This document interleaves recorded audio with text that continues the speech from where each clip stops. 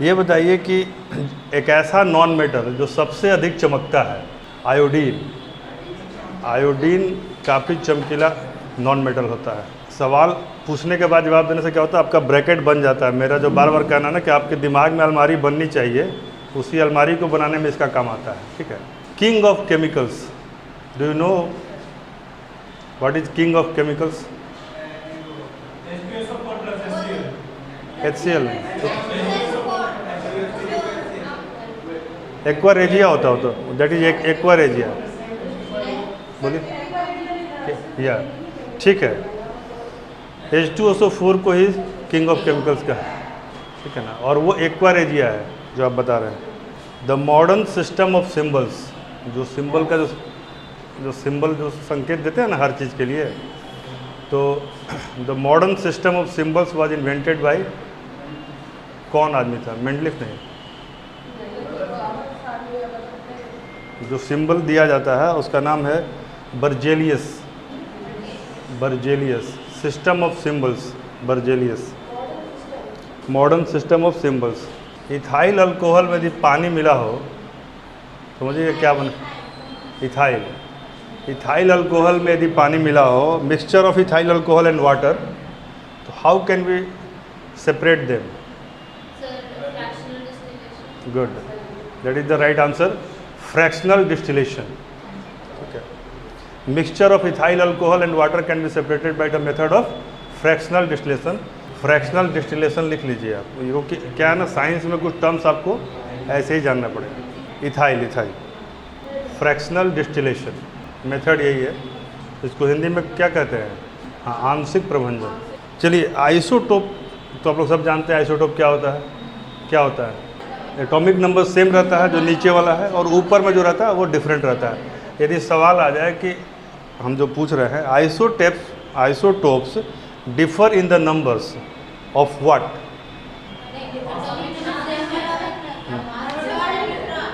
देखिए, मान लीजिए यहाँ पे ABCD कोई भी एक ये है तत्व, ठीक है। अब यहाँ पर उसका एक नंबर है, या तो सेम रहेगा, दोनों में सेम रहेगा। ये जो चेंज होता है, ये दो चीज़ों का कम्बिनेशन होता है। तो इसमें कंसेप्चुअल चीज़ बताना चाह रहे हैं कि यह भी सेम रहता है। Difference comes by this. तो कई बार ऐसा सवाल भी पूछा है, UPSC का सवाल है ये, लिख लीजिए कि they differ in the number of neutrons only, क्योंकि प्रोटॉन रिमेन द सेम, नीचे का भी सेम रहता है, न्यूट्रॉन का नंबर चेंज होता है, इसलिए मास भी चेंज होता है, क्योंकि मास का चेंज न्यूट्रॉन के नंबर पर डिपेंड करता है। यदि किसी रियल गैस को आइडियल गैस बनाना हो, रियल गैस को आइडियल गैस बनाना हो, if real gases tend to become ideal gases, तो क्या सिचुएशन चाहिए? Low pressure and high temperature. Real gases tend to become ideal gases under low pressure and high temperature. आदर्श gas बन जाती हैं कब? जब तापमान लो और टेम्परेचर प्रेशर लो और temperature high. Under low pressure and high temperature. Arsenic क्या है? आर्सेनिक मतलब मेटल है, नॉन मेटल है, मेटलॉइड है, metalloid. Arsenic is a metalloid. एक बड़ा इंटरेस्टिंग फैक्ट है, मतलब ऐसे नॉर्मल सवाल में नहीं आने जा रहा है, लेकिन जानने के तो अच्छा लगेगा। पूरे आवर्त सारणी में, कि पूरा का पूरा जो हमारा मेंडलीव का चार्ट है, एक भी ऐसा तत्व नहीं है जिसका नाम J से शुरू होता हो। सब जेड है, सब जेड है।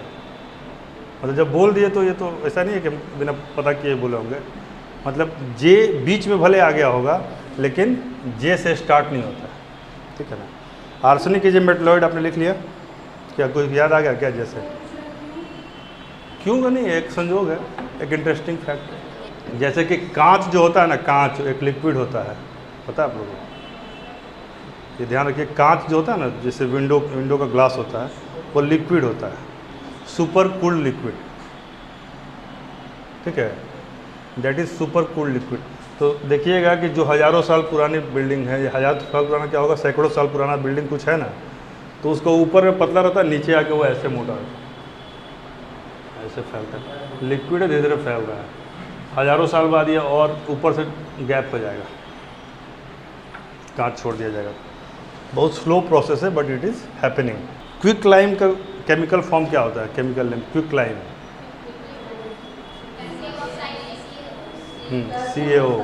CaO। हाइपो एक केमिकल है, यूज़ किया जाता है बहुत सारे चीज़ों में। Sodium thiosulphate, hypo is sodium thiosulphate, Na2H2O3। Na2H2O। इसका ज़्यादा उपयोग कहाँ होता है? हाइपो नहीं, हाइपो का यूज फोटोग्राफी में। एक चीज़ होता है एलम, पोटास एलम, फिटकरी। क्या फार्मूला होता है फिटकरी का? Good, K2SO4। क्या होता है? K2SO4 Al2SO4 पावर कितना होता है? 3। ये फार्मूला होता है एलम का, मतलब पोटास एलम का। जल को शुद्ध करने में भी यूज किया जाता है इसको। और एक अच्छा एंटीसेप्टिक है, एंटीसेप्टिक। वाटर को प्योरीफाई करने में यूज़ करते हैं इसको, मतलब एंटीसेप्टिक के तौर पर यूज़ होता है, लेकिन मेजर यूज इसका प्योरीफिकेशन ऑफ वाटर में है। जो बड़े बड़े प्लांट में इसका यूज़ किया जाता है, purification of water. Sugar, cane sugar का फार्मूला क्या होता है? टनाटन है मामला, कोई दिक्कत नहीं। इतना धीरे बोलो, अगला सुन ले। ऐसा दान का क्या फ़ायदा कि रोड पर आ जाए। C12H22O11,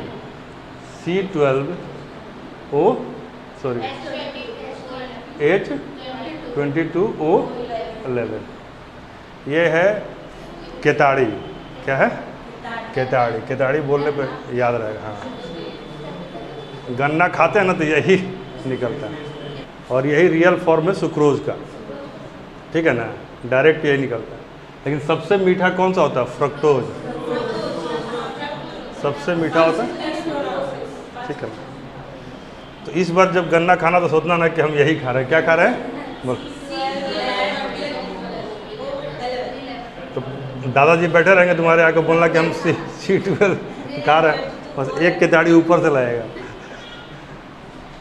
ठीक है। फ्रक्टोज का क्या होता है? C6H12O6। ये क्या है? ये है फ्रक्टोज। थोड़ा ये पूछता है, इसलिए कर लीजिए, कोई ना कोई आ जाएगा। और ग्लूकोज का भी सेम होता है, fructose and glucose are same. कोई भी खाना जब हम खाते हैं ना तो लास्ट में या तो वो एमिनो एसिड बनता है या फिर ग्लूकोज बनता है, क्योंकि एनर्जी का इंस्टेंट सोर्स। ले ये नहीं, थायोसल्फेट है ये। तो केमिकल्स का एक चार्ट ही बना लीजिएगा एक ही पन्ने पर, एक पन्ने पर सारे केमिकल नेम रख के, और एक दूसरे से पूछ लीजिएगा, भैया हमको याद हो गया, पूछ लो। जो 10 मिनट आप लोग यहाँ बैठ के गपशप करते हैं उसमें ये काम कर लिया कीजिए। सॉलिड कार्बन डाइऑक्साइड, इसका यूज़ क्या होता है? वैसे बहुत सारे यूज है।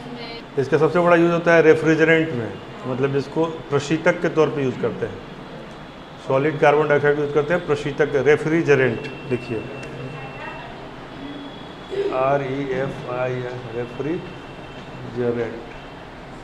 हाँ, सॉलिड सी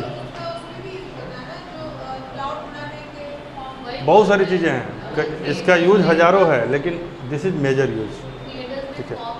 हाँ, उसके लिए भी यूज होता है, ड्राई आइस का पैक के लिए भी यूज होता है। अच्छा, यदि कोई ऐसा सब्सटेंस है जो यदि CO2 उसमें भर दिए हैं, नॉर्मल CO2, ड्राई नहीं, और उसमें उसको जला रहे हैं, तो जैसे कि जलने के लिए ऑक्सीजन चाहिए तभी जलेगा। ऐसा कोई चीज़ है जो CO2 में जलता है? कोलतार CO2 में जलता है। उसको जब तक वो जो वेंटिलेशन नहीं छोड़ते कहाँ जलता है कोलतार? ऐसे कि होने लगी बरसात और जल रहे हैं हम, तो बरसात में जलने वाला टाइप का इसका है हिसाब किताब। मैग्नीशियम लिखिए, magnesium continues to burn in a close jar of CO2। बंद जार में भी, CO2 के बंद जार में भी मैग्नीशियम जलता है। ऐसा कोई फॉर्मूला तो नहीं, और उस होगा भी तो बहुत ज़्यादा वैज्ञानिक नहीं बनना है। प्रयोगशाला में बनाया गया पहला केमिकल कंपाउंड कौन सा है? यूरिया का फुल फॉर्म क्या है? NH2CO NH2। और क्या हो सकता है इसका यदि उलट करके तो CH4N2O, बोथ आर यूरिया। जो मार्बल हम लगाते हैं ज़मीन पर, मान लीजिए तो टाइल्स है, लेकिन मार्बल भी होता है ना ऐसा, मार्बल का केमिकल नेम क्या होता है? ठीक है, CaCO3, कैल्शियम कार्बोनेट। किस गैस को मार्स गैस कहते हैं? मीथेन को। सबसे सिंपलेस्ट फॉर्म है हाइड्रोकार्बन का।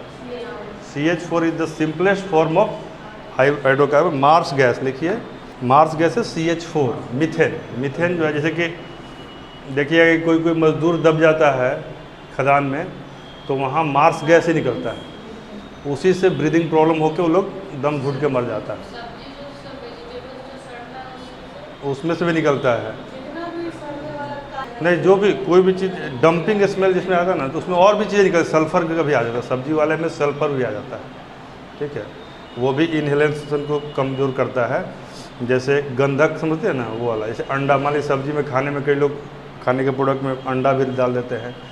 पत्ता गोभी सड़ता है ना, तो तरह तरह का गैस रिलीज करता है, वो तो खाने के बाद भी बहुत सारी चीज़ें जो गैस रिलीज करता है, तो इसलिए अलग अलग है।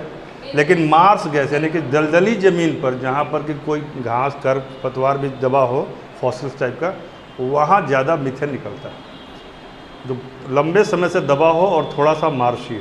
सबसे पुराना ज्ञात कार्बनिक यौगिक, द ओल्डेस्ट नोन कार्बनिक कंपाउंड, ऑर्गेनिक कंपाउंड, और ऑर्गेनिक इज कार्बनिक, क्या है? बेंजीन। Answer is benzene. पहला बना हुआ यूरिया और सबसे पुराना ज्ञात। देखिए, आप लोगों के लिए अलग अलग जगह से मैंने इसको निकाला है, क्योंकि नॉर्मल टेक्स्ट बुक में बहुत सारी बातें नहीं हैं जो सवाल, क्योंकि जो टेक्स्ट बुक हमारे आपके पास उपलब्ध है उसमें वैसे सवालों को डाल दिया गया है जो पहले क्वेश्चन पूछे जा चुके हैं। तो जब हम पढ़ते हैं तो हमें यह भ्रम हो जाता है कि सब सवाल तो यहीं से आया है, लेकिन इसमें भविष्य वाले सवालों का एक खाका नहीं बनाया गया है। इसलिए परीक्षा में जाने के बाद विद्यार्थी को लगता है कि ये तो सवाल आया ही नहीं उसमें, लेकिन जब तक एक नया विद्यार्थी आके उस किताब को पढ़ता है तो देखता है कि उसको फिर से इनपुट उसमें डाल दिया गया नए संस्करण में, तो वो फिर नया संस्करण ले लेता है कि ये ज़्यादा एडवांस है। Basically they are beating around the bush, they don't know what is going to be in the question paper. तो इसलिए हम बार बार आप लोगों को कहते हैं कि अपने अंदर वो कैपेसिटी डेवलप कीजिए ना, कि क्वेश्चन को देखा, एनालाइज किया और उसके आधार पर संभावित सवालों को खुद से ढूंढे, from the text book, from the notebook, from the YouTube and what ever the study material you get, उससे ढूंढने की प्रवृत्ति होनी चाहिए, क्योंकि आपको एक स्टेप आगे रहना है। कल का जो वीडियो देखेगा ना, उसको लगेगा कि जो टीचर है तो पानी पी पी के पढ़ा रहा है, तो पानी पी कम से कम 100 बार तो लगता है पानी पीने का वीडियो आ गया है, जबकि पूरे क्लास में 1 या 2 बार आदमी पीता होगा। चलिए, लेकिन यही एग्ज़ाम है। देखिए, एग्ज़ाम में शरीर का ही बहुत महत्व है, न केवल आपका, हम लोग सबका। स्वस्थ नहीं रहिएगा, परिस्थिति पर आपका नियंत्रण नहीं है, इसलिए जब स्वस्थ हैं तो पूरी तरह से आगे भी स्वस्थ रहें, इसका उपाय कीजिए, बहुत ज़रूरी है। आगे लिखिए, the percentage of carbon dioxide in the air. मतलब इसमें हम बताना ये चाह रहे हैं कि जो कार्बन डाइऑक्साइड का परसेंटेज है ना, वो कोई ना कोई कॉम्बिनेशन बना लेता है, लेकिन अपना परसेंटेज उसका वायुमंडल में सेम रहता है, ठीक है। सबसे ज़्यादा क्या है वायुमंडल में? नेगेटिव। कितना %? और ऑक्सीजन कितना है? ठीक है। और धरती पर ऑक्सीजन कितना है सरफेस पर? सोडा वाटर में कौन सा अम्ल पाया जाता है? Soda water contains carbonic acid. Soda water में क्या होता है? कार्बोनिक अम्ल। ऐसा हैलोजन, हैलोजन समझते हैं ना, जो Cl क्लोरीन ग्रुप का जो होता है उसको हैलोजन बोलते हैं। तो ऐसा हैलोजन जो कि रूम टेम्परेचर पर लिक्विड फॉर्म में रहता है, रूम टेम्परेचर पर लिक्विड फॉर्म में रहता है। एल्केन, एल्कीन और एल्काइन में क्या फ़र्क होता है?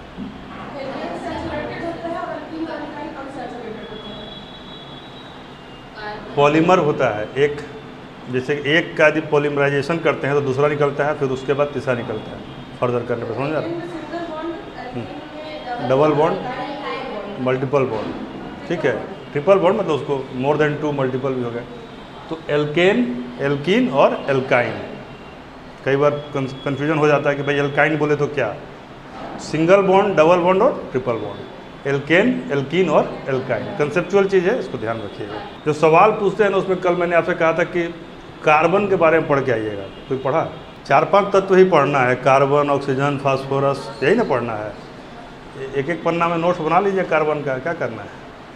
कार्बन का कितने अपरूप हैं, कार्बन का कितना ये है, कुछ कुछ तत्व का नाम लिखा था ना, इसके प्रॉपर्टी थोड़ा आप लोग देख लीजिएगा। जैसे मीथेन, मीथेन क्या क्या करता है, कहाँ पाया जाता है, मीथेन के बारे में आप लोग पढ़िएगा। सब ऑर्गेनिक कंपाउंड्स हैं, लिखिए इम्पॉर्टेंट ऑर्गेनिक कंपाउंड्स। ये तो सबसे सिंपल है मीथेन। मीथेन का प्रयोग जानते हैं क्या होता है? मीथेन का प्रयोग सबसे पहले जलाने में, हाँ, जितना भी ऑर्गेनिक यौगिक बनता है उसमें बहुत सारी चीज़ों में मीथेन का यूज किया जाता है। एक इसका यूज है कार्बन ब्लैक, कार्बन ब्लैक बनाने में मीथेन का यूज किया जाता है। दूसरा लिखिए एथिलीन, एथिलीन जिसे कई लोग इथाइलिन भी बोलते हैं, लेकिन एथिलीन, इसका उपयोग प्लास्टिक बनाने में होता है। जो पॉलीथीन बनता है ना, तो पॉली एथिलीन होता है वो, इसीलिए उसको पॉलीथीन बोलते हैं, ठीक है। पॉलीमर होता है उसका, बहुलक, हिंदी में कहते हैं बहुलक। तो लिखिए प्लास्टिक, पॉलीथीन बनाने में। मस्टर्ड गैस, मस्टर्ड गैस बनाने में एथिलीन का यूज होता है। और सबसे बड़ा इसका यूज जो होता है हॉस्पिटल में होता है, सुंघा दीजिए आदमी सूझ जाएगा। एथिलीन का यूज होता है मतलब क्लोरोफॉर्म के तौर पर, निश्चेत, हाँ, एनेस्थीसिया के रूप में, निश्चेतक के रूप में, बेहोश करने के लिए। और यदि ऑक्सीजन इसका हाइड्रोक्सिल ग्रुप इसमें जुड़ जाए, ऑक्सीजन वाला, तो यह आग भी लगाता है, ठीक है, मतलब आग में भी, लेकिन उतना महत्वपूर्ण नहीं है। एसिटिलीन लिखिए अगला, थर्ड है एसिटिलीन। ये एल्काइन है कि एल्कीन है कि एल्केन है, इसमें ट्रिपल बॉन्ड होता है। एसिटिलीन, इसका उपयोग प्रकाश उत्पन्न करने में, कपूर बनाने में, बेहोश करने में और धातुओं को काटने में, वेल्डिंग के दौरान जोड़ने में भी, और बेंजीन के संश्लेषण में, सिंथेसिस ऑफ बेंजीन, बेंजीन के संश्लेषण में, और कच्चे फलों को पकाने में। पहले प्रयोग होता था ज़्यादा किस चीज़ का? अब एथिलीन का, अब एथिलीन का प्रयोग ज़्यादा होता है। क्लोरोफ्लोरोकार्बन, CFC, CFC, क्लोरोफ्लोरोकार्बन, इससे मेन नुकसान क्या होता है? ओजोन का डिप्लीशन होता है, layer, depletion of ozone layer. इसी का एक दूसरा नाम है फ्रियोन, इसी को कहते हैं फ्रियोन, FREON, फ्रियोन। हाँ, ये मतलब CFC से ठंडा भी किया जाता है। क्लोरोफ्लोरोकार्बन AC में यूज होता है, फ्रियोन थोड़ा सा चेंज रूप में, तो उसको फ्रियोन कहते हैं, ठीक है। अगला लिखिए इथाइल अल्कोहल।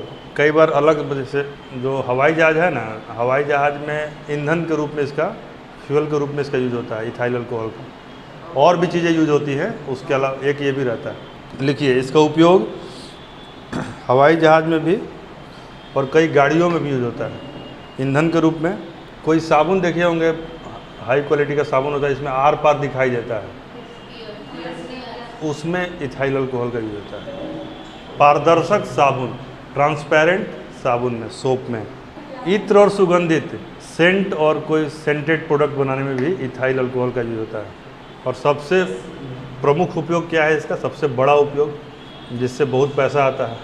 नहीं, नॉर्मल शराब, जहरीली शराब, नॉर्मल शराब बनाने में, शराब में सबसे बड़ा कंपोनेंट यही है, ठीक है ना।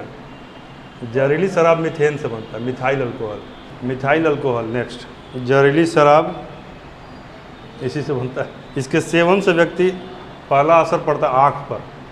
मिथाइल अल्कोहल पिएगा तो मरने से पहले उसका आँख खत्म हो जाए। पेट्रोल के साथ मिलाकर इसको ईंधन के रूप में उपयोग करते हैं, या अभी इन फ्यूल के रूप में, ईंधन के रूप में। और कृत्रिम रंग पेट्रोल के साथ मिलाते हैं, इसलिए कि पेट्रोल जैसे थोड़ा सा सस्ता पड़े। मिथाइल, एक हट जाएगा हाइड्रोजन और एक ग्रुप और जुड़ जाएगा, CH3OH, ठीक है। वार्निश वगैरह जो होता है ना, उसमें इसका यूज़ किया जाता है, जो नहीं, इसीलिए गंध आता रहता है। जो इस दीवारों पे, दरवाज़ों पे, लकड़ी पर, मेटल पे वार्निश करते हैं, पेंट के पहले जो वार्निश किया जाता है ना, वही। अगला ऑर्गेनिक कंपाउंड है इथिलीन ग्लाइकोल, ग्लाइकोल, यह भी एक अल्कोहल ही है, इसका स्वाद मीठा होता है, इसलिए तो ग्लाइकोल कहा गया। इथिलीन है, अल्कोहल है, कि थोड़ा मीठा, पता नहीं, टेस्ट नहीं किए हैं हम तो आज तक। इस जन्म में तो एकदम महरूम रह जाएंगे इससे, अगला जन्म लेना पड़ेगा। कुछ कुछ आदमी कहता है ना कि जन्म लिए हैं नहीं पिए तो क्या है के लिए जन्म लिया, मतलब इसी के लिए जन्म हुआ है। सही बोलता है। मतलब कि आए हैं तो सब काम करके जाइए, मतलब सब करने में तो ज़िंदगी बीत जाएगा। अभी जो एक लिस्ट इधर से शुरू कीजिएगा ना, यहाँ पहुँचते पहुँचते लगेगा कि अब जाने का समय आ गया।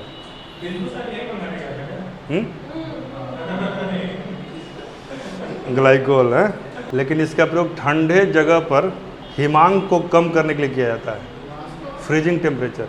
तो कहाँ मतलब कि शरीर मुंह में डाल दीजिए तब भी हिमांक कम हो जाएगा? नहीं, कार के रेडिएटर में देखिए ना। अगला लिखिए ग्लिसरॉल। ये भी अल्कोहल श्रेणी का ही है, OH ग्रुप लगा होता है इसमें। इसका उपयोग पारदर्शक साबुन में भी होता है, ट्रांसपेरेंट साबुन। जूता जो चमकाया जाता है ना, जो क्रीम यूज होता है उसमें ग्लिसरॉल का यूज होता है, जूतों को चमकाने में। चमकदार जो प्रिंटिंग होता है, प्रिंटिंग छपाई का स्याही जो बनता है, चमकदार स्याही, वो ग्लिसरॉल का यूज़ किया जाता है उसमें। श्रृंगार का भी सामान बनता है इससे, ब्यूटी प्रोडक्ट्स। शक्तिवर्धक दवा बनाने में भी उसका उपयोग होता है ग्लिसरॉल का। लुब्रिकेंट, स्नेहक लुब्रिकेंट कोई कहता है ना, स्नेहक बनाने में, ठीक है ना, चिकनाई के लिए। ग्लिसरॉल का उपयोग प्रिजर्वेटिव के तौर पे भी किया जाता है, प्रिजर्वेटिव, परिरक्षक। अब दोनों में कौन आसान लग रहा है, प्रिजर्वेटिव या परिरक्षक? और एंटी फ्रीजिंग लिक्विड, पूछ दे कि which one of this substances are anti freezing, जैसे कि वो फ्रीजिंग के लिए यूज़ कर रहे हैं या एंटी फ्रीजिंग के लिए ग्लिसरॉल यूज। तो ग्लाइकोल था फ्रीजिंग, उसको कम करने के लिए, हिमांक को कम करने के लिए। ग्लिसरॉल लिखिए anti freeze, glycerol is a anti freeze, मतलब इसको फ्रीजिंग टेम्परेचर को कम करता है, वो हिमांक को कम करता है, कम करता है। हिमांक को कम करना अलग चीज़ है, एंटी फ्रीज प्रॉपर्टी है इसका, ठीक है ना। एंटी फ्रीज लिख दीजिए। हिंदी में कहते हैं प्रतिहिमभूत, प्रतिहिमभूत याद रहेगा, प्रतिहिमभूत। हाँ, जैसे कि यही ठीक लग रहा है ना, वो तो कुछ नहीं है, लूपिंग मोशन बता था ना हाइड्रा का, उसका हिंदी बोलिए। हाँ, हाइड्रा का मोशन कैसे होता है आप बताइए? हाइड्रा का, हाँ, हाइड्रा एक जीव है ना जो लूप बना के चलता है, उसको मोशन कहते हैं लूपिंग मोशन। तो उसको हिंदी में कहते हैं सोमरसा तिरंगति, यानी कि आदमी जब ज़्यादा शराब पी ले तो सर नीचे अब पैर ऊपर हो जाता है, उसी तरीके से चलता है।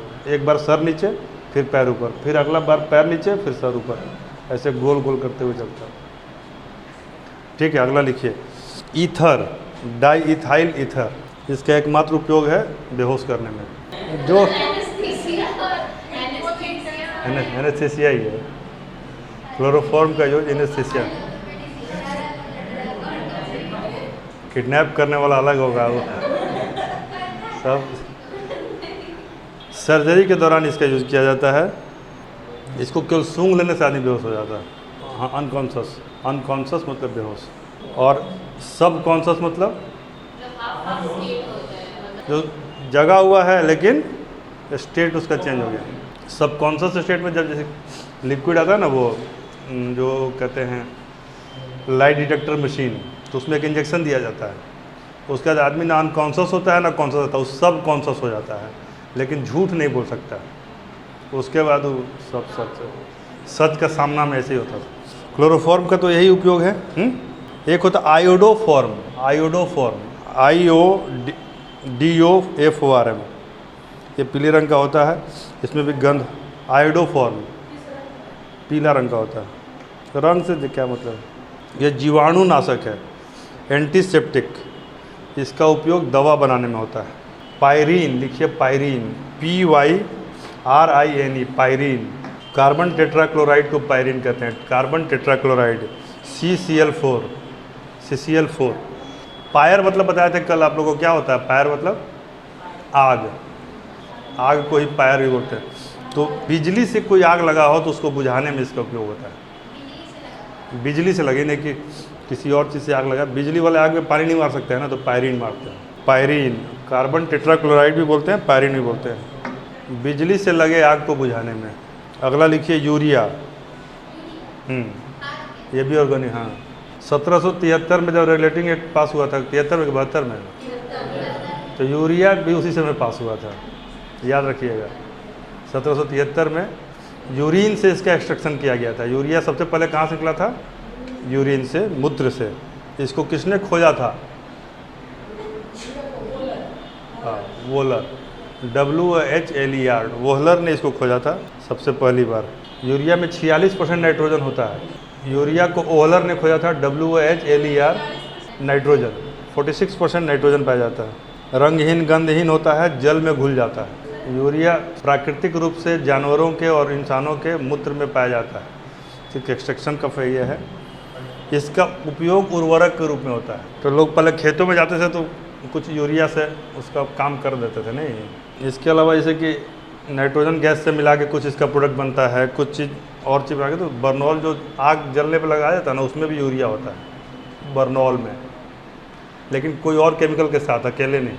यूरिया प्लस नाइट्रोजन मिला के भी बहुत सारा प्रोडक्ट बनता है। यूरिया का प्रयोग प्लास्टिक बनाने में होता है, और आजकल तो एक गलत प्रयोग चल गया यूरिया का, आप लोग जानते हैं? दूध बनाने में, दूध जो दूध पीते हैं ना आप लोग, तो उसमें से बड़े शहरों में लगभग 50% यूरिया से ही बनता है, केमिकल से। हमने देखा हुआ, भारत में जितना घी का प्रोडक्शन है उतना दूध का प्रोडक्शन नहीं है, तो बिना दूध के घी बनता कैसे है? देखिए फॉर्मलिन,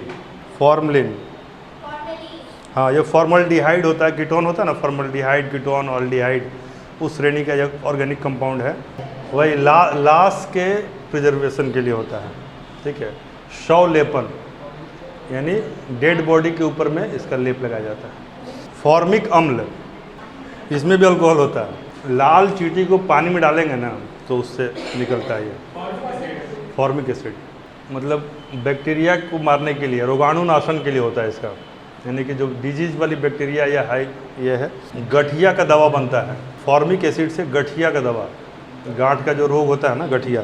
रबड़ उद्योग, चमड़ा उद्योग और कपड़ा उद्योग में फॉर्मिक एसिड का यूज होता है। जो पिड़ुकिया होता है ना, पिड़ुकिया, उसमें चींटी बहुत जल्दी लग जाती है। तो हमारे एक साउथ इंडियन मित्र थे, उनको दिए, पता चला कि उसके अंदर में चींटी था, मतलब हल्का सा सुराख बना के सब 300-400 चींटी उसके अंदर घुस गया था। और वो लिए तो पहले जहाँ चींटी सब बैठा हुआ सभा हुआ कर रहा था, वो पहला कटा में वही खा गए। ठीक है, तो 50-60 तो चींटी एक बार उनको मुंह में गया, और वो आदमी क्या किया कि तुरंत पानी पी के घोट गया उसको अंदर, पूरा चींटी खाए। बोला कि फॉर्मिक एसिड है, फायदे करेगा। तो ठीक। ऑक्जेलिक अम्ल, हाँ, डाई कार्बोक्सिलिक अम्ल होता है ये। पथरी बनता है इससे, जो किडनी में जो पथरी बनता है ना, वो इसी अम्ल से बनता है। इसी अम्ल की अधिकता जब हो जाती है तो बनता है। वैसे इसका प्रयोग फोटोग्राफी में भी होता है किसी रूप में। फेरस ऑक्जेलेट, मतलब लोहा के साथ यदि किया जाए, फेरस ऑक्जेलेट जब बनेगा तो फोटोग्राफी में यूज होता है। और एक जो वो बता रहे थे रॉकी, कपड़ा में यदि इंक का दाग लग जाए तो उसको हटाने में। एसीटोएसिटिक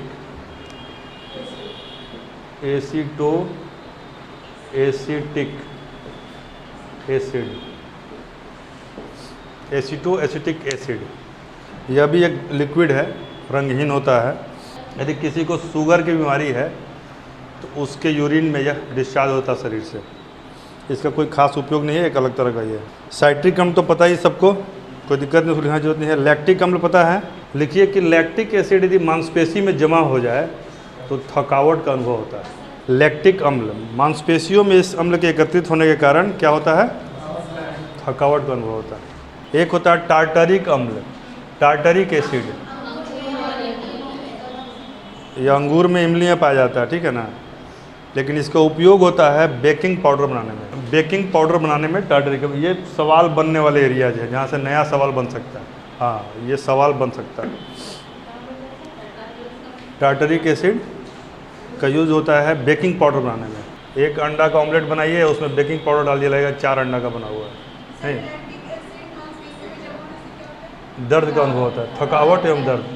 अरोमा मतलब क्या होता है? अरोमा मतलब स्मेल, महक, सुगंध कहिए। स्मेल तो थोड़ा निगेटिव चल रहा है, अरोमा मतलब सुगंध, गुड स्मेल है। ठीक है, तो ऐसे कार्बनिक कंपाउंड या कंपोनेंट जिससे कुछ सुगंध आता है उसको एरोमेटिक कंपाउंड भी कहते हैं ना, एरोमेटिक मैंने जिससे अरोमा का जन्म हो। बेंजीन लिखिए, बेंजीन जितना भी सुगंधित हाइड्रोकार्बन होता है उसके सबके जड़ में कहीं ना कहीं बेंजीन होता है। बेंजीन सभी एरोमेटिक कंपाउंड का जड़ में होता है, मतलब उससे जुड़ा होता है, समवे जुड़ा होता है। ठीक है, इसका उपयोग एक सॉल्वेंट के रूप में होता है, सॉल्वेंट के रूप में। घोलक जो घोलता है, उन्हीं कपड़ों का जो ड्राई वॉश करते हैं ना, उसमें भी बेंजीन का यूज़ होता है। बहुत इंपॉर्टेंट है, सवाल बन सकता है, हो सकता है इस बार आए। उन्हीं कपड़ों के ड्राई वॉश में किस तत्व का यूज़ होता है? तो बेंजीन का। इसको भी पेट्रोल के साथ मिला देते हैं कई बार गाड़ी मोटरयान के फ्यूल के रूप में, बेंजीन। और बेंजीन का एक उपयोग जो विस्फोटक का यूज में, विस्फोटक बनाना जो होता है ना, एक्सप्लोसिव्स। लिखिए नाइट्रो बेंजीन। बेंजीन और नाइट्रो मिलेगा तो विस्फोट करेगा। नाइट्रो बेंजीन को कहते हैं मीरबेन का तेल। मीरबेन का तेल, मेरी बहन का नहीं, मीरबेन, मीरबेन एकदम लग रहा है नहीं। मीरबेन का तेल बड़ा विस्फोटक तेल है। 1834 में इसका खोज हुआ था कि विस्फोटक बनाने में इसका यूज होता है। विस्फोटक, एनिलीन, बेंजीन का एक फॉर्म है एनिलीन, जिसका एमिनो फॉर्म है। यह शब्द बना है, पुर्तगाली शब्द है एनिलीन। एनिलीन जो है इंडिगो से बना है, पुर्तगाली शब्द, ठीक है। एनिल, ANIL मतलब इंडिगो यानी नील। तो इसका कहाँ उपयोग होगा? रंगाई में, रबड़ उद्योग में और दवा उद्योग में एनिलीन का यूज होता है। रबड़ उद्योग में, रंगाई में, डाई करने में, रंगने से अधिक रंग मिटाने में इसका यूज होता है। देखिए डाई करने में, बेंजल्डिहाइड, बेंजल्डिहाइड, ठीक है ना,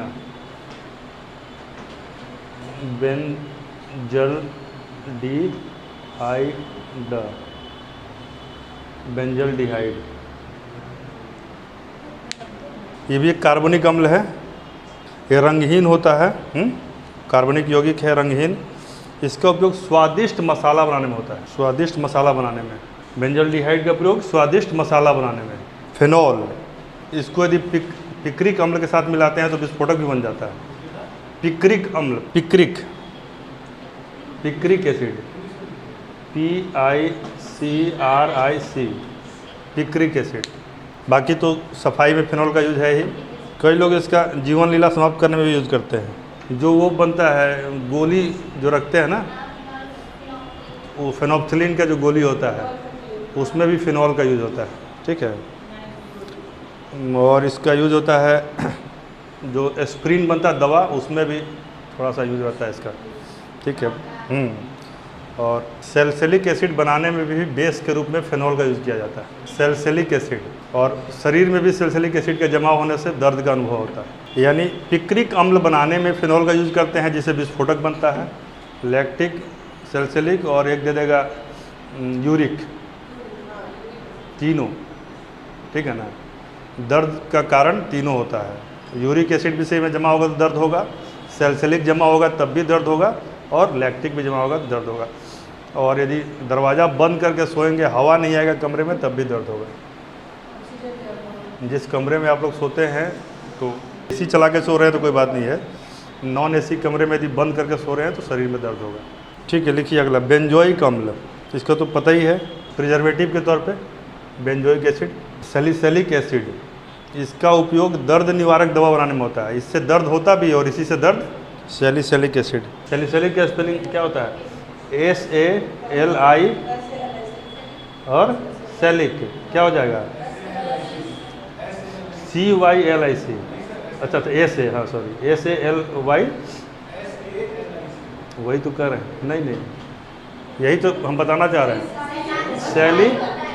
सैलिसिलिक, CYLIC, सैलिसिलिक, सैलिसिलिक, दर्द का दवा, एंटीपायरेटिक ड्रग बनता है इससे। फिर एक है टोलिन, हाँ, TOLUENE,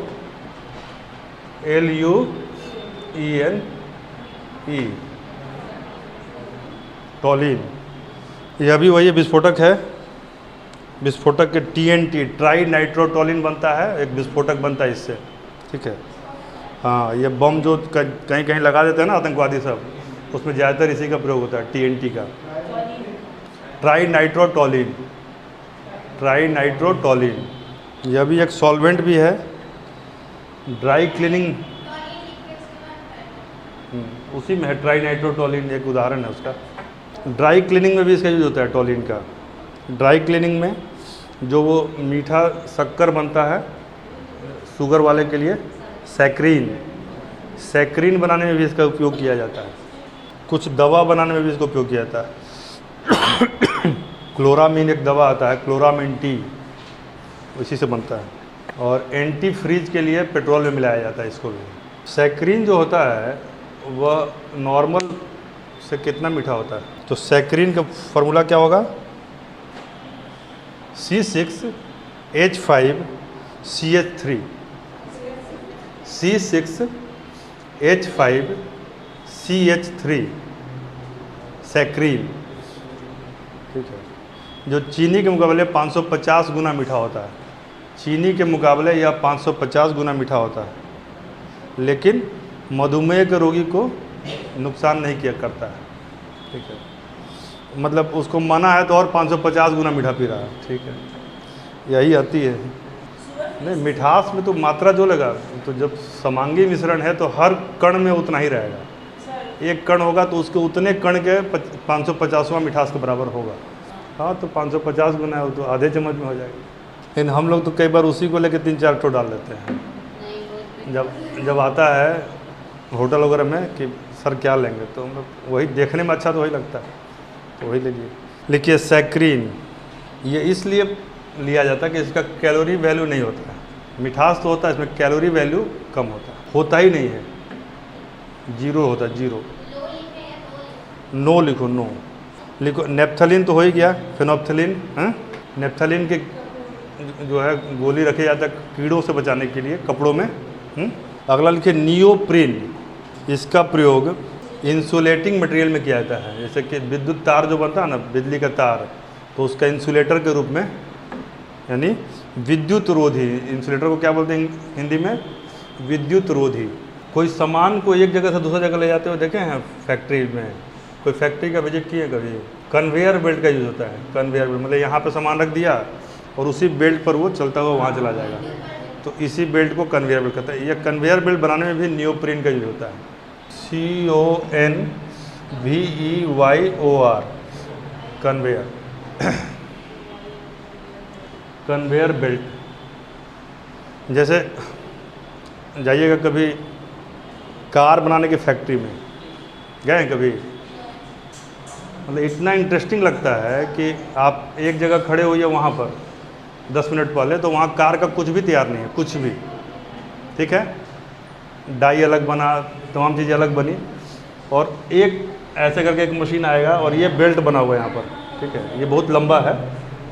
इस जगह पर कार का एक ला के पूरा का पूरा स्ट्रक्चर रख दिया यहाँ पर।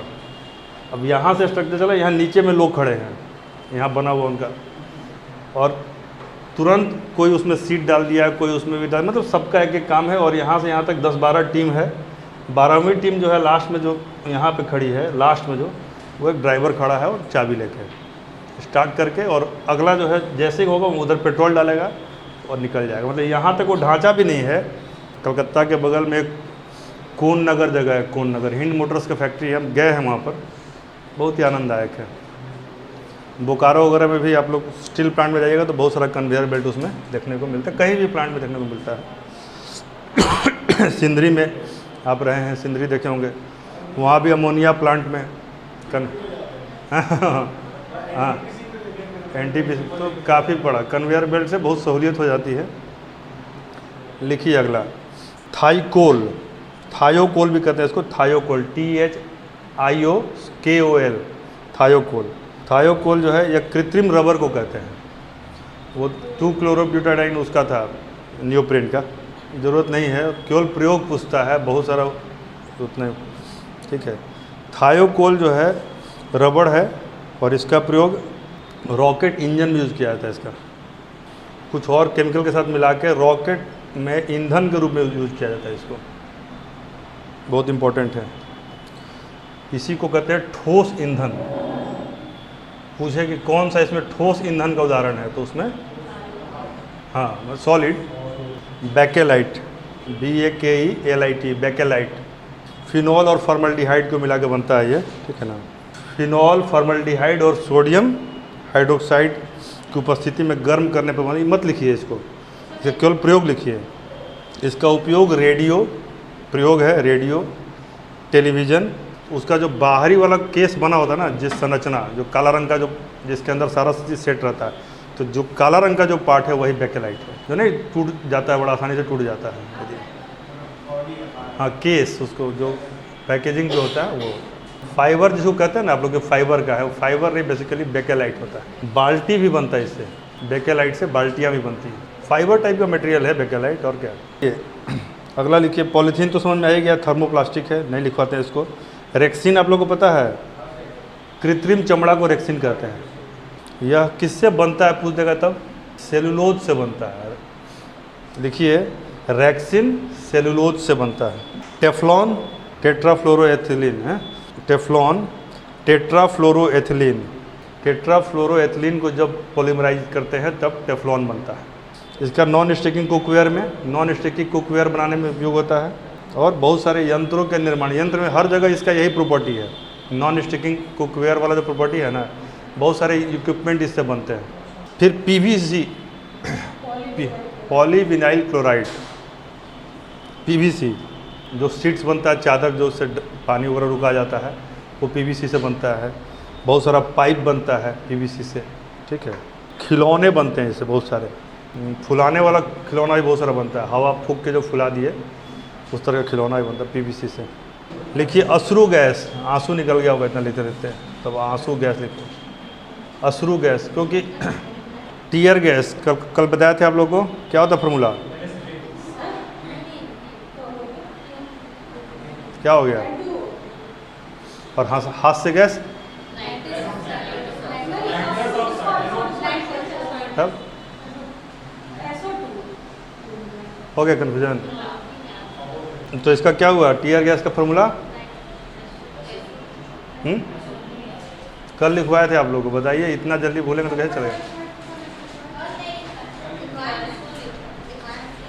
कल भी लिखवाए। इसको हमेशा के लिए अलग कर लीजिए दोनों को, तभी जाके, नहीं तो बार बार ये दिक्कत करेगा। आंसू में हंसी निकल जाएगा और हंसी में आंसू निकल जाएगा, बताओ।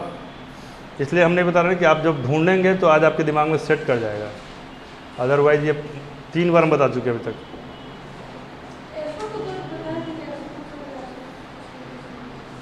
हाँ, तो कंफर्म कीजिए उसको। किसका, SO2 लिखा हुआ है, और हास्य गैस N2O। तो ये ध्यान दीजिए कि जो हंसी वाला है उसमें N है, आंसू में N नहीं है, यानी नेत्र वाला में आंसू नहीं है, ये ध्यान दीजिएगा। इसका यूज़ क्या किया जाता है, ठीक है, सही है। N2O हंसी में है और SO2 हुआ कन्फर्म। यही ध्यान देना ना कि N जो है नेत्र वाले में नहीं होता है, यही इसका सूत्र है कि N नेत्र वाले में नहीं है। SO2 और N2O एकदम क्वेश्चन एक आता ही है, दोनों में से एक से क्वेश्चन आएगा, ठीक है। देखिए, इसको भीड़ को, अनियंत्रित भीड़ को हटाने में टीयर गैस का यूज़ किया जाता है, ठीक है। बहुत अब टीयर गैस में आपको बता दें जो आप लोगों को जो कन्फ्यूजन हो रहा है, केवल एक ही चीज़ केमिकल नहीं है जिससे आँख से आंसू निकलता है, ऐसे कई केमिकल होते हैं, ठीक है ना। तो ये मोस्टली मेजरली यूज केमिकल ये है, लेकिन इसके अलावा कई और केमिकल है जिनको टीयर गैस कहते हैं। लिख लीजिए, एसिटोफिनॉन, एसिटोफिनॉन, अब इसका एक वैरायटी है alpha chloro acetophenone, alpha chloro acetophenone same चीज़ है, ठीक है। एक है एक्रोलिन, उसी का जो अब बता रहा था ना, जो लंबा चौड़ा CH4 करके था, वो यही है। तो यही 2 याद रखिए, 3 याद रखिए। Acrolein, acrolein, acrolein tear gas है। इसके बाद इससे भी जहरीली गैस आ जाएगी, वो उसका नाम है मस्टर्ड गैस। पूछ देगा कि प्रथम विश्व युद्ध के दौरान किस जहरीली गैस का प्रयोग किया गया था, यही गैस था, मस्टर्ड गैस। गैस चैम्बर में इसको यूज़ करते थे, पतले छोटे से कमरे में यातना दिया जाता था, ठीक है। एक केमिकल वेपन था ये, होलोकॉस्ट का नहीं है, नॉर्मल भी यूज़ किया पब्लिक में, मतलब कि यहाँ पे मार दिया गया, सब जहरीला मर गया। विषैली गैस है, बस यही लिख दीजिए। मस्टर्ड गैस एक विषैली गैस है जो प्रथम विश्व युद्ध में जिसका प्रयोग रासायनिक हथियार के तौर पर किया गया था, ठीक है। हाँ, मस्टर्ड गैस एक जहरीली गैस है जिसका प्रथम विश्व युद्ध के दौरान रासायनिक हथियार के तौर पर उपयोग किया गया था। एक और जहरीली गैस है, इसका नाम है लेविसाइट, LEWISITE, लेविसाइट, ये भी जहरीली गैस है। एक और जहरीली गैस लिखिए क्लोरोपिक्रिन, क्लोरोपिक्रिन, क्लोरोपिक्रिन, क्लोरोपिक्रिन। केवल इसका इतना ही परिचय काफ़ी है कि यह जहरीली गैस है। ठीक है, तो जहरीली गैस कितना हो गया? मस्टर्ड, तो 2 ठो और लिख लीजिए जहरीली गैस। अब हम सवाल के रूप में पूछते हैं। हाँ ठीक है, बहुत किया सकता है। जैसे 3 दिसंबर 1900 भोपाल गैस त्रासदी, एक स्वीडिश कंपनी थी, हैं अमेरिकन कंपनी थी, कहाँ कंपनी, मल्टीनेशनल कंपनी थी, उसमें कई देशों का स्टेक था। तो वो रात में गैस लीक कर गया, मिथाइल आइसोसाइनेट, क्या गैस था, और हजारों लोग उससे अफेक्टेड हो गए, सोए ही रह गए क्योंकि ओस पड़ा था रात में, वो नीचे सीडेट कर गया, अदरवाइज वो ऊपर चला जाता, लेकिन ओस के चलते वो नीचे रहा और काफ़ी नुकसान पहुंचाया। यह एक कीटनाशक दवा है, दवा के रूप में, कीटनाशक दवा के रूप में इसका यूज होता है, मिथाइल आइसोसाइनेट। और जो कंपनी थी जिसके फैक्ट्री से रिसाव हुआ था, उस कंपनी का नाम था union carbide, union carbide company का नाम था, यूनियन कार्बाइड। जो कीटनाशक वाली जो दवा थी वही रिसाव हो गया था, काफ़ी लोग प्रभावित हुए थे। और 5वां जहरीली, भी जहरीली गैस है, देखिए 5वां जहरीली गैस है मार्श गैस, मार्श गैस, जो पहले बता चुके हैं। दलदली स्थान में जो पौधा उधा जम मतलब रहता है तो उसी से यह गैस निकलता है सड़ने के चलते। ठीक है, कार्बन मोनोऑक्साइड भी जहरीली गैस है।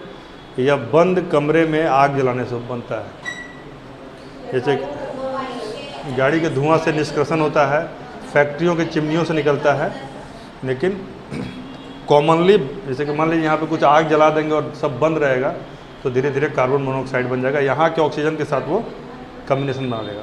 2 ईंधन लिखे, clathrate, CLATHRET, clathrate, CLATHRET, clathrate. ये समुद्र की तलछटी में जमा, यानी समुद्र का जो बॉटम है उसमें यह पाया जाता है, एक फ्यूल है, ईंधन है। क्लैथरेट एक ईंधन है, इसका प्रयोग भी रेफ्रिजरेटर में किया जाता है, रेफ्रिजरेटरों में, बड़े बड़े रेफ्रिजरेटर जो बनते हैं उसमें यूज़ होता है इसका।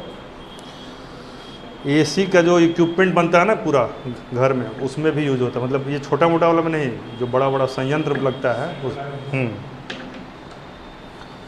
इलेक्ट्रॉनिक उद्योग में भी क्लैथरेट का यूज़ होता है, इलेक्ट्रॉनिक इक्विपमेंट्स में। और ऑप्टिकल उद्योग, जो आँखों से संबंधित ऑप्टिकल उद्योग है, उसमें भी क्लैथरेट का यूज़ किया जाता है। और दवा उद्योग, फार्मेसी, फार्मास्यूटिकल्स भी लिख सकते हैं। अगला लिखिए गोबर गैस, ये सब ऑर्गेनिक कंपाउंड है। कल मैंने आप लोगों को कार्बन पढ़ के आने के लिए कहा था, वो यही सब पढ़ के आने के लिए कहा था, सारा कार्बन से, कहीं ना कहीं सब में C है, ध्यान रखिएगा।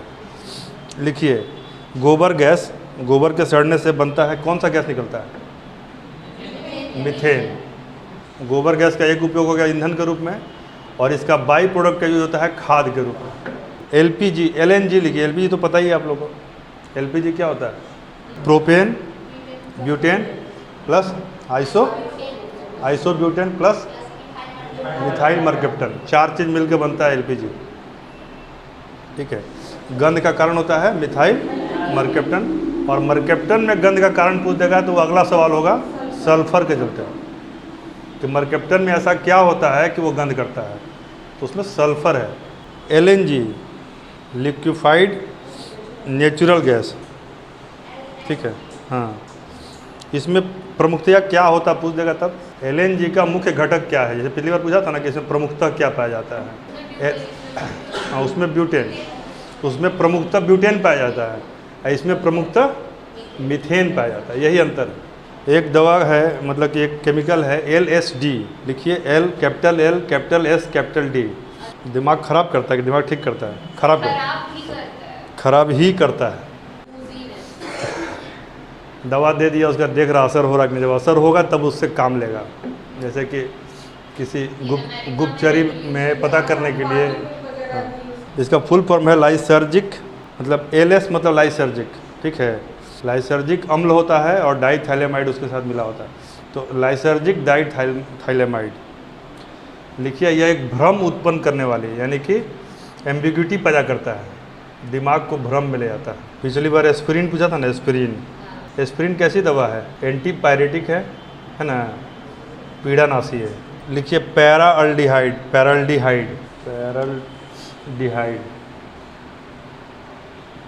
ठीक है। अल्डिहाइड का ही परिवार का है ये। यह नींद लाने वाली दवा है, इसका प्रयोग होता है नींद लाने में। एक लिखिए क्लोरेटोन, ये भी ऑर्गेनिक कंपाउंड है। क्लोरेटोन, जैसे पहाड़ पे चढ़ते हैं चक्कर आता है ना, कहीं कहीं समुद्र में यात्रा कीजिएगा तब भी चक्कर आएगा, तो पहाड़ पर और समुद्र में जब यात्रा के दौरान चक्कर जो आता है उसको रोकने के लिए जो यूज करते हैं, जैसे उसमें ये दवा है क्लोरेटोन। उस दवा का आजकल बहुत सारा वेरिएंट आ गया है, जैसे वॉटिन 16, स्टेमटिल, ये सब उसी का ही है। एक तत्व है, यौगिक है गैमेक्सिन। गैमेक्सिन क्या होगा स्पेलिंग? GAMMEXENE।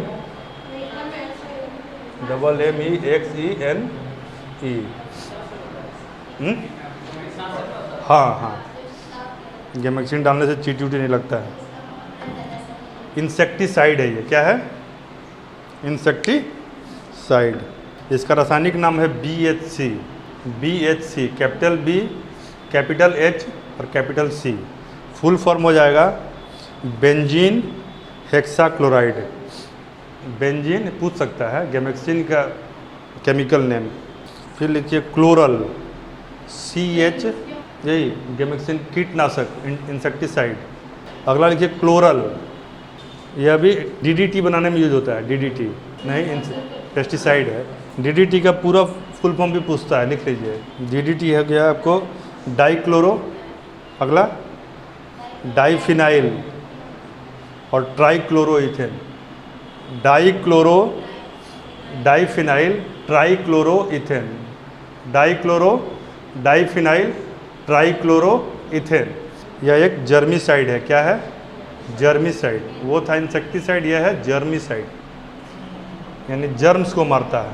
ये लगभग हमने ऑर्गेनिक का लगभग 60 के आसपास प्रोडक्ट आपको लिखा है। इसी तरह का केमिकल एंड इट्स यूजेज ही केमिस्ट्री का मेन कंपोनेंट है। केमिस्ट्री में हमको क्या पढ़ना है? Chemical and its daily uses. तो ये हमने ऑर्गेनिक का बताया। आप लोग एक चार्ट अपने से खोज के बनाइएगा कि और भी कोई केमिकल है जिसका क्या यूज है, कम से कम 50-60 का और बना के लाइएगा, इससे आप लोग पढ़ लेंगे उसको। अदरवाइज क्या होगा, उत्सुकता नहीं रहेगी तो समझ में नहीं आएगा। केमिस्ट्री में जो बेसिक चीज़ें हैं उसमें ज़्यादा सिद्धांत नहीं है। फिजिक्स में बहुत सारा सिद्धांत है, केमिस्ट्री में आपको पदार्थ है। तो पदार्थ किस चीज़ से मिलकर बना है बताइए? पदार्थ एटम, मॉलिक्यूल हैं। तो पदार्थ का परिभाषा क्या होता है आप बताइए? What is matter? एनीथिंग। बोलिए नहीं, उनको बोलने दीजिए, उनको पता है। बोलिए। मास हो और स्पेस ऑक्यूपाई करे, बस दो प्रॉपर्टी है। एनीथिंग विच हैज मास और विच ऑक्यूपाई स्पेस, ठीक है। आपको समझ में आ रहा है क्या होता है मैटर? लिखिए मत, ये पहले हम बता चुके हैं, ठीक है ना, फिर आपको बाद में। तो मास में सबसे छोटा पार्टिकल क्या है? यदि कोई भी चीज़, कोई मैटर है तो उसका सबसे छोटा फॉर्म क्या है? एटम है। अब हम लोग उससे भी नीचे चले गए हैं, उससे 2 भाग और नीचे चले गए। क्या है 2 भाग? एक है प्लाज्मा स्टेट और एक है बोस-आइंस्टीन यानी गॉड पार्टिकल का जो स्टेट अभी चल रहा है। यानी अब पहले सवाल पूछने में क्या बोलता था आदमी कि मैटर का कितना स्टेट है? तो 3। अब क्या बोलेंगे? 3 प्रोमिनेंटली नहीं, 3 तो पहले बोलना ही है और 2 और भी है। जैसे कैसे होता है कि ग्रह कितने हैं, तो पहले हम लोग प्लूटो को भी दाएँ दाएँ बोलने लगे, बाद में प्लूटो को हटाना पड़ गया। ऑप्शन में दिमाग लगाना पड़ेगा कि जानना क्या चाह रहा है, ठीक है ना। सवाल पूछेगा आपसे कि यह कौन सा 4th स्टेज है और कौन सा 5th स्टेज है। जब 2-4 बार ऐसे पूछ लेगा तब जाके ये पांचों को शामिल किया जाएगा, इतना आसानी से नहीं शामिल होता है, ठीक है ना। मेरा कहना है कि आपको जो एटम्स हैं, एटम्स का बेसिक थ्योरी पढ़ना है, इससे सवाल आते हैं, ठीक है। एटम्स का बेसिक थ्योरी क्या है कि कैसे इलेक्ट्रॉन बटा होता है, कहाँ प्रोटॉन होता है, न्यूट्रॉन क्या करता है और उसका इवोल्यूशन कैसे हुआ, यानी कहाँ पर न्यूक्लियस है, ये किसने पता लगाया? रदरफोर्ड ने। कैसे सबसे पहले इसके बारे में खोज किसने किया, मतलब मैटर के स्टेट के बारे में? तो डाल्टन ने। तो ये बेसिक जो मैटर से संबंधित चीज़ें हैं ये पढ़ना है, और उसके बाद इसी से संबंधित 2-3 नियम है। एक हो गया डाल्टन का, एक हो गया रदरफोर्ड का, एक हो गया, फिर जब उसका पूरा व्यवस्थित देखेंगे कि भाई क्या है, तो वहाँ पर आपका हुंड्स का रूल आएगा, नील बोर की थ्योरी आएगी, और एक आपको आ जाएगा ऑफ बाउ प्रिंसिपल आएगा, और एक प्रिंसिपल आएगा पॉलीज एक्सक्लूशन प्रिंसिपल, ठीक है, पॉली का अपवर्जन सिद्धांत, और एक सिद्धांत आएगा हाइजेनबर्ग अनसर्टेनिटी प्रिंसिपल। तो ये 6 सिद्धांत हैं। मैंने आपको कागज़ दिया हुआ है, उसमें सारा सिद्धांत एक एक लाइन में लिखा हुआ है, आप लोगों को याद भी है। हाइजेनबर्ग का अनसर्टेनिटी प्रिंसिपल क्या है बताओ?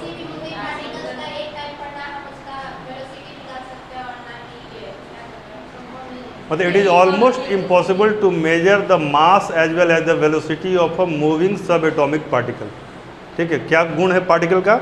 It is moving and it is subatomic, ठीक है। तो उसका मास और वेलोसिटी दोनों एक साथ मेजर नहीं कर सकते, ठीक है। मास एक्यूरेटली करेंगे तो कहीं ना कहीं, पहले क्या था कि एटॉमिक पार्टिकल पर जो नियम लागू होते थे, सब एटॉमिक पर वो नियम देखा कि सेम रिजल्ट नहीं दे रहा है। और साइंस में क्या होता है, सेम टेम्परेचर और प्रेशर में सेम रिजल्ट आना चाहिए बार बार, ठीक है। तो ये आपको 2-4 सिद्धांत पढ़ने हैं। इसके बाद जो केमिकल्स हैं या जो एलिमेंट्स हैं उनका फॉर्म पढ़ना है। जैसे कि सेम चीज़ यदि प्योर फॉर्म में है तो क्या होगा? एलिमेंट है या मॉलिक्यूल है, प्योर फॉर्म में है तो। लेकिन जब किसी से मिलेगा तो वो क्या बनेगा? कंपाउंड बनेगा।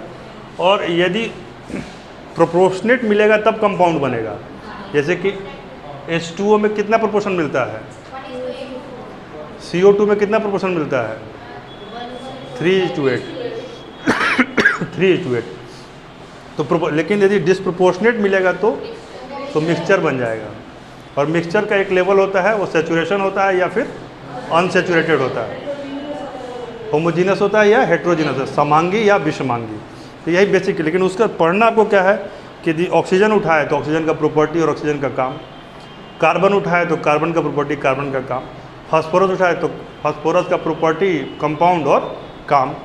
ऐसे 10-12 प्रोडक्ट हैं जिनका कि आपको काम पढ़ना है, ठीक है। इसके बाद जितना भी कंपाउंड बनेगा, कॉम्प्लेक्स बनेगा या न्यूट्रल एलिमेंट रहेगा, उसका क्या डे टू डे लाइफ में यूजेज या मिस यूजेज है, ठीक है ना। मान लीजिए हंसाने के लिए यूज कर रहा है तो हंसते हंसते भी आदमी मर जाता है। अब किसी के पेट पर पिंजरा रख दीजिए और कबूतर उसमें चल रहा है या तोता चल रहा है तो हंसते हंसते ही खत्म हो जाएगा। और यह भी मारने का एक तरीका था पहले कि भगवान हमको हंसते हंसते उठा लेना, तो हंसा हंसा के ही मार दिया, ठीक है। तो नहीं है कि होठों पे कुछ हंसी हो जब प्राण तन से निकले, तो ऐसी हंसी नहीं चाहिए, उससे बढ़िया गोली मार दो, ठीक है। तो हंसते हंसते भी लोग मार देते हैं। तो किससे हंस के मार सकते हैं, किससे रो के मार सकते हैं, किससे बिना बोले मार सकते हैं, किससे सोए सोए मार सकते हैं, तो क्या निगेटिव यूजेज है। लेकिन कैसे हवाई जहाज़ ऊपर जाता है, कैसे रॉकेट प्रक्षेपित होता है, कैसे उसको कहाँ पर सॉलिड फ्यूल का यूज होता है, कहाँ पर फ्यूल में मेथनॉल मिलाते हैं, कैसे में, ये क्या है ना, बहुत टफ चीज़ नहीं है। थोड़ा सा इसमें इंटरेस्ट पैदा करके एक बार पढ़िए और उसको अपने अंदर तक ले आइए, क्योंकि सारी बातें किताब में नेट पर उपलब्ध हैं। ज़रूरत क्या है, क्लास की ज़रूरत क्यों है? हम आपसे ये डन कराएंगे कि हमने आपको जो चार्ट दिया है, जो पढ़ाया है, वो एश्योर करेंगे कि आपको याद हो।